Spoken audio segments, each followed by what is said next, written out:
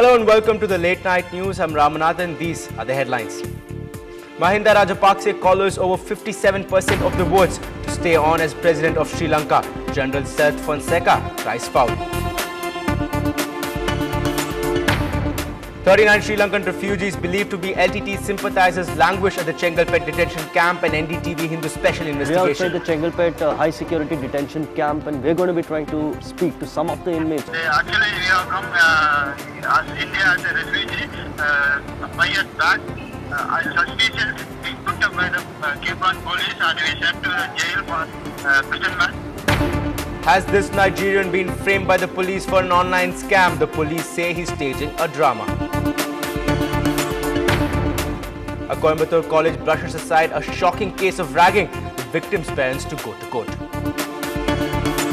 Merit la din sari amma bone and college ku poi 42வது நாள்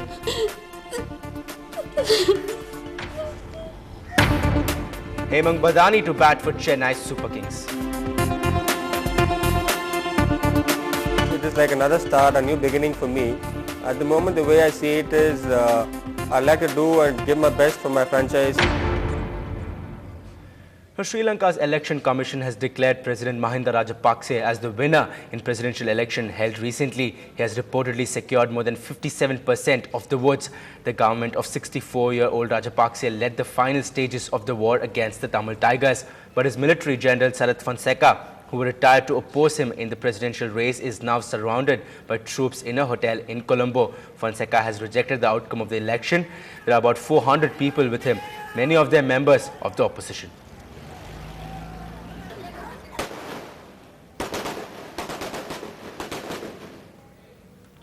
Meanwhile, Sarath Fonseca, who has rejected the outcome of Tuesday's elections, said he may temporarily leave the country because he fears he might be assassinated.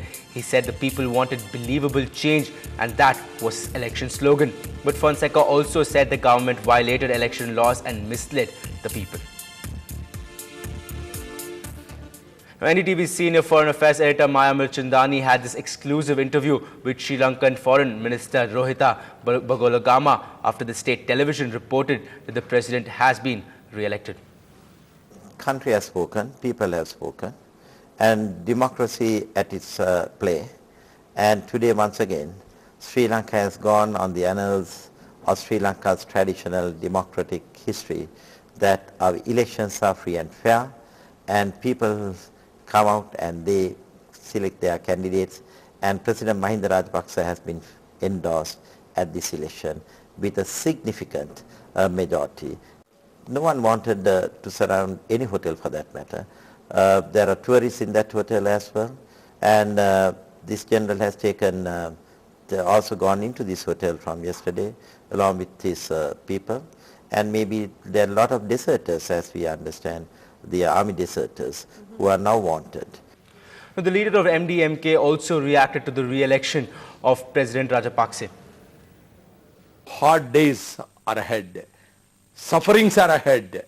So now the Tamils all over the world, particularly in Tamil Nadu, should realize the real danger to the entire Tamil community there. So we should raise our voice in all the international forums against Mr. Rajapaksa. So his victory today, this electoral victory, the racist Sinhala victory, which was not the elections, which was not participated mostly by the Tamils, more or less they have rejected the elections. So I am terribly afraid about the future happenings. Now, for an exclusive investigative report, expect an unprecedented release of prisoners under trial. That was the promise from the country's law minister. What will that mean for 39 Lankan men, some believed to be LTT sympathizers, languishing inside the Chengalpet special detention camp on the outskirts of Chennai? They claim to be without a trial for almost 2 years now. While the government is saying it's a classic procedural delay, these men claim that they are being held as prisoners for a crime they never committed. Our reporter Sai Manish has more. The high walls, tight security, cops perched on surveillance towers, all there to guard 39 men alleged to be linked to the dreaded but now vanquished Tamil tigers. In case files, they are under trials. In the eyes of the public, they are dreaded terrorists. In their own minds, they are prisoners by default.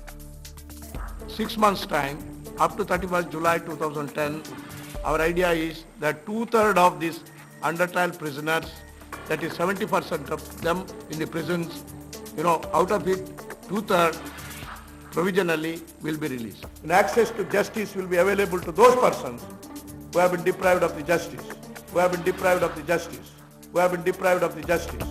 But the Law Minister's words have no meaning for these men. Mobile footage in possession with Ndtv-Hindu shows what lies inside the Chengalpet detention camp. 39 men who came to India as refugees from Sri Lanka being held allegedly for 3 years without any charges. Men with missing limbs, others with life-threatening diseases, a few mentally unsound, all waiting to be reunited with their families. Indefinite fasts and other means in the past have all fallen flat. We're outside the Chengalpet high security detention camp, and we're going to be trying to speak to some of the inmates who are inside. They've assembled right there. Some of them have a smuggled phone inside without the knowledge of the authorities. Nathan, if you can hear me. Nathan, for how many years have you been here inside? And what are the reasons under which you've been put here inside? Actually, here we have 23 inmates are here. More than 3 years we have been detained here from the charge of smuggling. And actually we have come as India as a refugee 5 years back. As suspicious, we put up by the Cape police and we sent to the jail for imprisonment. There we have given many money for the bail, and the government granted us bail to come out of the jail. From that itself we have given 3-2 order, the Fairness Act, and we have picked up by the Cape police, and we have here for more than 3 years we have been here without any charges and without any release. Do you ever regret taking that decision of coming here? Because now you're being forced to lead a miserable life like you did in Sri Lanka. Is life any better here? Do you ever regret taking that decision? Yes, when we compare to India, we believe that India, Sri Lanka is better, because in Sri Lanka, if we commit any offense, they will shoot us and we come to death. But here, we are putting here, and many more years we have been struggling. Every day we are dying here. So it is better to go to Sri Lanka and dying in their single hand. இந்த செங்கல்பட்டு முகாம் வந்து ஒரு முகாம்னு சொல்றாங்க. அது இதுவரைக்கும் இந்த முகாமில் வந்து ஐநா அதிகாரிகளோ இல்லாட்டி ஐசிஆர் இல்லாட்டி நிறுவனம் இதை வந்து பார்க்கறது இல்லை. அடுத்து வந்து இங்கே வந்து நாங்கள் அகதியாக வந்தேன்னா இங்கே வந்து எனக்கு இருக்கிறது தான் அவருடைய அரசாங்கம் அனுமதி கொடுக்குது. ஆனால் அந்த அகதியாக வந்தவங்களுக்கு வந்து பாஸ்போர்ட் கேஸ் வந்து போட முடியும். அயல்நாட்டு சட்டம் வந்து போட பாஸ்போர்ட்டில் வந்தவங்களுக்கு தான் பாஸ்போர்ட் கேஸ் போட முடியும். ஆனால் இங்கே வந்து பாஸ்போர்ட் இல்லாமலே அகதியாக வந்தவங்களுக்கு அகதி கார்டு இருந்தும் ஆனால் இங்கே வந்து பாஸ்போர்ட் கேஸ் போட்டுருக்கு. When the influx from Shrive-torn Lanka increased manifold, the camp began to burst at the seams. Behind these cells were men and women, many who had escaped the trauma of war. Along with refugees came LTT sympathizers, and that's what these men are believed to be. The police detained them under the Unlawful Activities Prevention Act, following which they got bail due to lack of cognizable evidence. When the prospect of bail loomed large, these men were put in this camp under the Foreigners Act and claim they were never produced in court again. What the state could do is at least provide humane conditions and give them better facilities. After all, they have not been convicted of any offence. They are not prisoners. So to put them in prison, in at least the erstwhile prison, is not justified. Because after all, the human liberty cannot be curtailed that easily. Access to justice even for the person in the jail. As the Indian Republic enters its 61st year, these under-trial prisoners of Chengalpet wait to taste freedom. Tamil Nadu government sources say although the LTT may be a spent force and the war is over, these men could still be a threat to national security. In other words, they are here to stay. With camera person Devraj, Sai Manish for Ndtv-Hindu. Right, stay with us for more news and updates. We'll be right back.